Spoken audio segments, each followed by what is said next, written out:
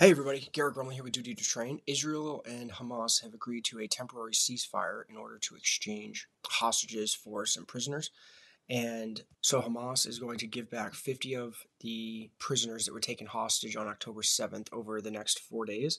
And Israel said that for every additional 10 prisoners released, they will have an extra day of ceasefire. So it's starting out with 4 for 50 hostages. If they can give them 60 hostages, it will be 5 days. If it's 70 hostages, then it'll be 6 days, and so on.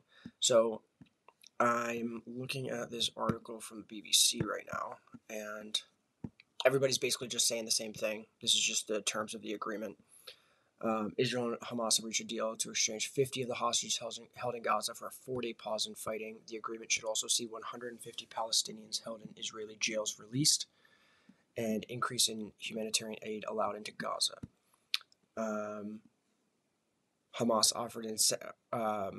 Israel also offered Hamas an incentive, saying the release of every additional 10 hostages will result in 1 additional day in the pause.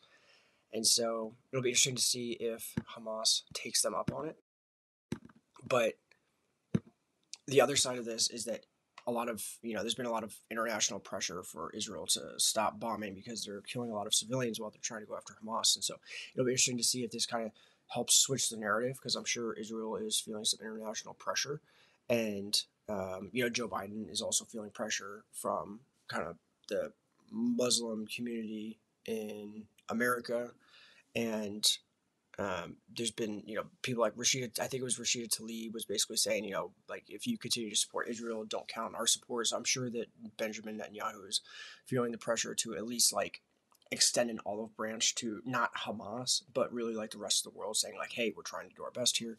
So it'll be interesting to see if he gets any credit for this, or if basically everyone's like, nope. If, once the hostilities, and the war continues, to see if this kind of goodwill is going to make any difference for Israel and their fight against Hamas, or if it's just going to go right back to the same narrative, like you're killing innocent civilians.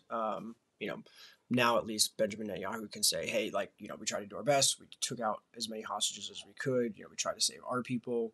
We had some goodwill, but we still can't have these people on our border. I don't know. It's just a total mess. So, but at least some hostages are going to be released. So, in a world of really bad news, this is some good news. So, until next time, stay safe, live free, and if anything changes on this, I'll let you know. Take care.